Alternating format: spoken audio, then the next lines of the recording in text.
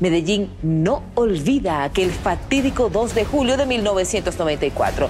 Fue el día en el que se cometió el atroz crimen que dividió en dos la historia del fútbol nacional. El trágico asesinato de Andrés Escobar comenzó con un disparo a la portería equivocada. Ese error futbolístico lo pagó recibiendo 6 balazos a la salida de un bar, donde fue ejecutado por sicarios narco. Hoy vamos a conocer a 4 leyendas del deporte que cruzaron camino con el crimen organizado. Un autogol, una llamada amenazante, un arresto inesperado. Detrás de la caída de estos ídolos hay balas, cárteles y millones de dólares perdidos. Esta es la historia de cómo la gloria deportiva se transformó en pesadilla y de cómo, en manos del narcotráfico, el deporte siempre termina en sangre. Andrés Escobar. A principios de los años 90, la selección colombiana contaba con un plantel poderoso que la posicionaba como uno de los equipos nacionales más competitivos del continente. Entre sus filas había ídolos como el Pibe Valderrama, Faustino Asprilla y, por supuesto, el caballero del fútbol, Andrés Escobar, un defensor aguerrido que jugaba tanto en la selección como para el Atlético Nacional. El Mundial de 1994 era una oportunidad para que Colombia demostrase sus cualidades. La selección llegaba avalada por una histórica victoria 5-0 sobre Argentina y el respaldo de Pelé. Sin embargo, la experiencia del equipo fue desilusionante. Perdieron ante Rumania y Estados Unidos, respectivamente. Fue en ese segundo partido en el cual un error de Andrés Escobar terminó sentenciando a muerte al jugador.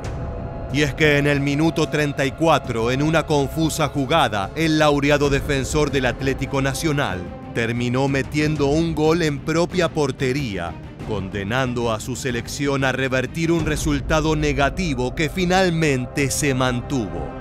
Colombia quedó fuera del Mundial. Pero esa no era la principal preocupación de Escobar. Porque era estar como en el cadalso después del autogol. Vimos la cara de Andrés de sufrimiento, de dolor. Cuando estábamos en la tribuna, pues todos estaban muy tristes. Una imprecisión por la que Andrés Escobar tendría que pagar un precio jamás imaginado. A pesar de las advertencias del técnico Francisco Maturana, quien pidió a sus jugadores mantener un bajo perfil y no regresar de inmediato al país, Andrés decidió volver a Medellín. Quería dar la cara, estar con su gente para explicar lo sucedido. Luego de una serie de entrevistas con periódicos, el defensor trató de bajar a tierra saliendo a comer con amigos. Es por eso que la noche del 2 de julio de 1994 acudió al restaurante El Indio para comer y beber. Lo que no sabía es que luego de la velada sería abordado por los hermanos Pedro David y Juan Santiago Gallón Henao, conocidos narcotraficantes vinculados al paramilitarismo. Los delincuentes increparon al jugador cuestionando su participación en la Copa Mundial.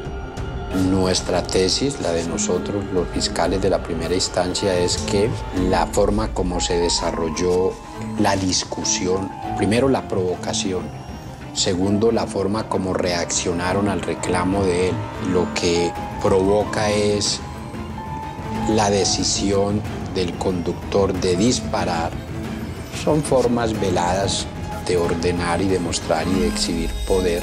La discusión se volvió tan acalorada que el escolta de los narcotraficantes sacó su arma y disparó 6 veces al futbolista. Fue un ataque brutal y cobarde. Una leyenda del fútbol llamada Andrés Escobar. Aún duele en el alma su recuerdo. El dolor sigue vivo, es imborrable. Este mes, exactamente el día 13 de marzo, el paisa cumpliría 52 años de vida. Medellín no olvida aquel fatídico 2 de julio de 1994. Fue el día en el que se cometió el atroz crimen que dividió en dos la historia del fútbol nacional. El país entero lloró su muerte. Más de 120.000 personas asistieron a su sepelio.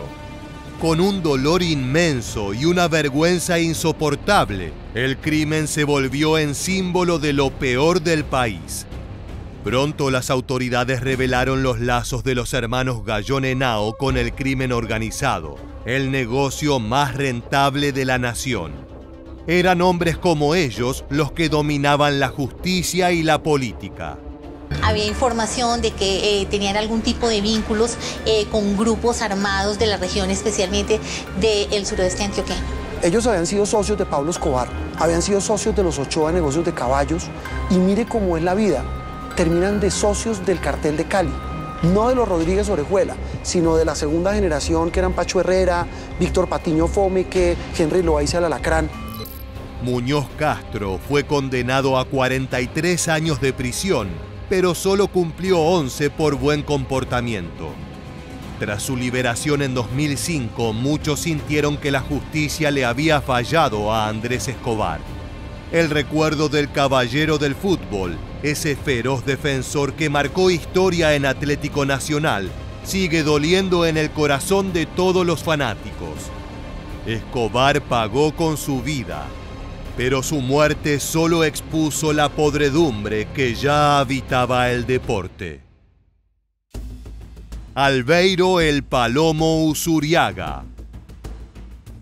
Colombia se ha caracterizado por ser cuna de grandes delanteros, de los cuales resaltan nombres como Faustino el Tino Aspirilla, Adolfo el Tren Valencia o Arnoldo Iguarán. Sin embargo, pocos destacaron a nivel deportivo y social como Albeiro el Palomo Usuriaga, quien sigue siendo recordado por los seguidores del fútbol de los 90. Su carrera incluye copas con Atlético Nacional e Independiente de Avellaneda, equipos donde marcó a fuego a los fanáticos gracias a su habilidad. Al retirarse, Usuriaga decidió regresar a su tierra natal para disfrutar del tiempo libre y su popularidad. Se radicó en Cali, donde su carisma lo mantenía en las primeras planas de los periódicos.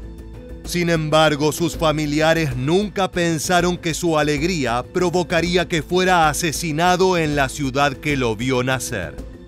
Albeiro Usuriaga, quien fue asesinado a quemarropa en frente de su mamá y de su hermana en Cali. Y el muchacho no paraba de disparar y disparar y disparar. Y yo gritaba un carro y todo el mundo se quedó paralizado. Yo a mi hermano con los ojos abiertos, pero ya muerto. Pero yo creía que estaba vivo cuando me enseñó la cara. Avisaron que Albeiro había muerto. El Palomo nunca pasaba desapercibido. Su personalidad y fama lo transformaban en un ídolo para Cali, en especial para barrios como el 12 de octubre, a los cuales frecuentaba. Usuriaga era muy querido. Es por eso que cuando su hermana recibió una amenaza telefónica, pensó que se trataba tan solo de una broma pesada. Posteriormente me dijeron así con la voz fría, vamos a matar a Albeiro, vamos a matar a Usuriaga, pero yo te lo juro y muero en mi ley que yo pensé que era una broma. La familia Usuriaga asegura que el Palomo era un símbolo de su comunidad. No solo era querido, sino que el exjugador protegía a sus vecinos, evitando el ingreso de narcotraficantes, ladrones y secuestradores. Su figura era respetada y él a cambio devolvía el afecto con simpatía. Siempre compraba bebidas en el mismo comercio del barrio 12 de octubre. Es por eso que el 11 de febrero de 2004, los sicarios sabían exactamente dónde encontrarlo. Un joven desconocido se bajó con pasos firmes y seguros de una moto, sacó su arma y le propinó 13 disparos a quemarropa. Ya iban haciendo como las 7:30, 8. Cuando de un momento a otro comienzan a sonar unos disparos. Y noto que la gente sale corriendo por todas las puertas. El ataque ocurrió sobre las 7 de la tarde y fue tan rápido como brutal. El atacante, un sicario de baja estatura que descendió de una motocicleta, le asestó 13 disparos en el cuerpo ante la mirada estupefacta y horrorizada de su hermana, quien trató de evitar la ejecución a los gritos. Al ver que mi hermano intenta como salir y no pudo porque a él era que le estaban disparando. Y el sicario era como, le daba como a la mitad, o sea que era un menor, le daba como a la mitad. Entonces yo me paro y comienzo a gritarle al sicario que no le dispare, que es mi hermano. El asesino hizo caso omiso de los gritos de la hermana del futbolista. Llevó a cabo la ejecución sin que le temblase el pulso, derramando la sangre de uno de los hijos pródigos de Cali. Esa tarde infame quedó marcada a fuego en la memoria de los familiares y amigos de El Palomo. Yo grité y el muchacho no paraba de disparar y disparar y disparar. Hasta que mi hermano se desploma. Y aún mi hermano en el piso, el tipo le seguía disparando. Nosotros escuchamos los impactos de bala. Con mi hermano, entonces nosotros dijimos, uy, le dieron a alguien. Pero por ningún momento nos pasó por la cabeza que era Albeiro. Me bajo del bus. Iban dos muchachas y la una le dice, decile. Yo llego y decirle. Entonces la otra dice, no, déjala que ella llegue a la casa, déjala. Entonces, no sé, me cogí aquí del pecho y dije, Albeiro. Solo pensé en mi hermano Albeiro y salí corriendo.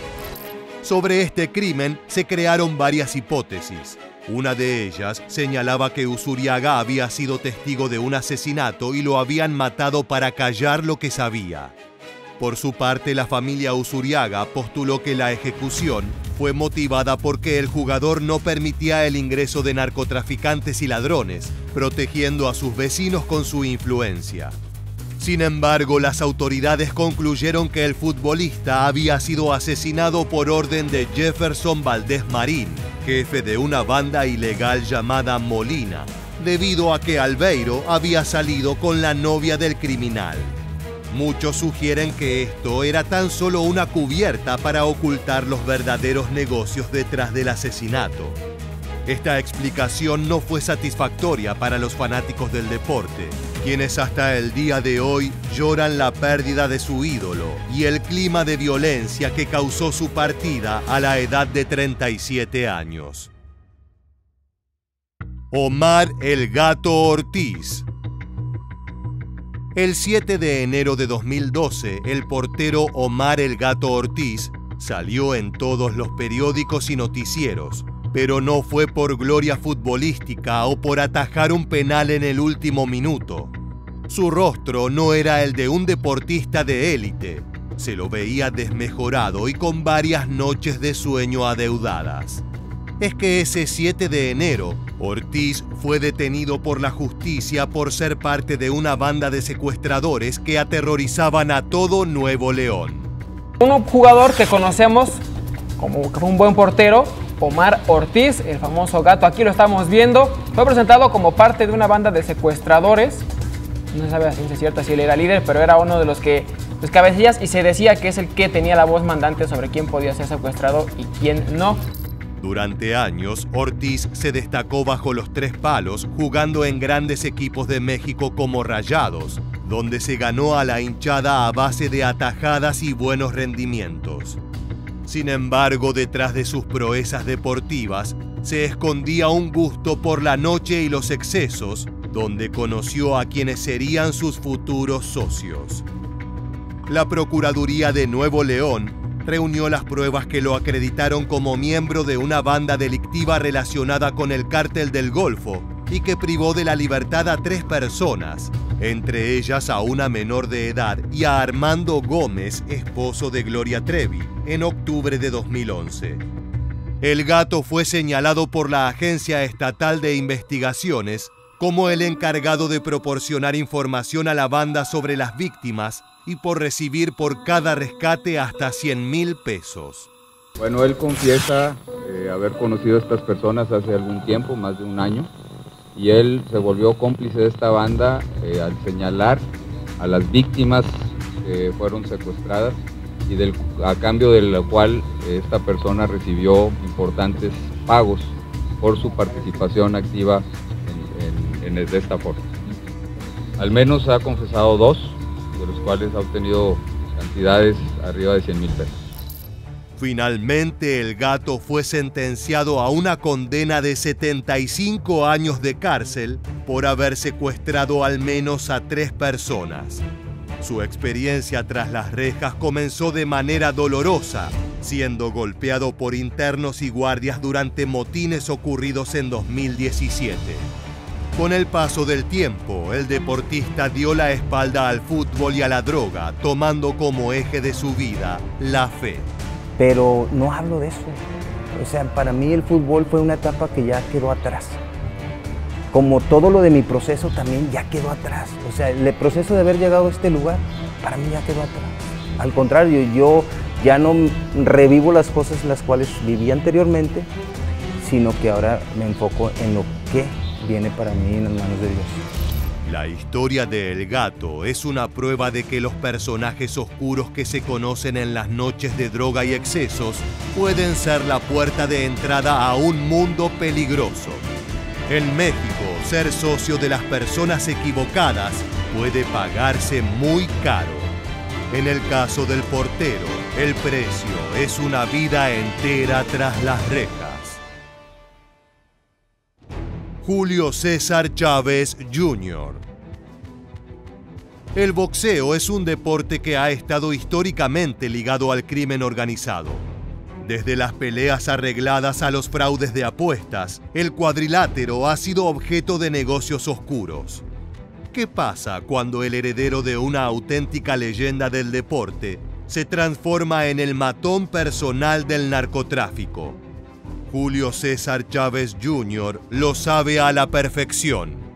Su historia combina gloria con humillación y es una prueba de que nada positivo puede salir de relacionarse con las familias más peligrosas de México. El primer indicio de sus lazos con el mundo de las drogas llegó en julio de 2025, cuando el deportista fue detenido en Estados Unidos luego de una exhibición contra el creador de contenido Jake Paul. Chávez fue atrapado en el aeropuerto y se le informó que debía ser deportado a su país natal para afrontar serios cargos relacionados con el crimen organizado.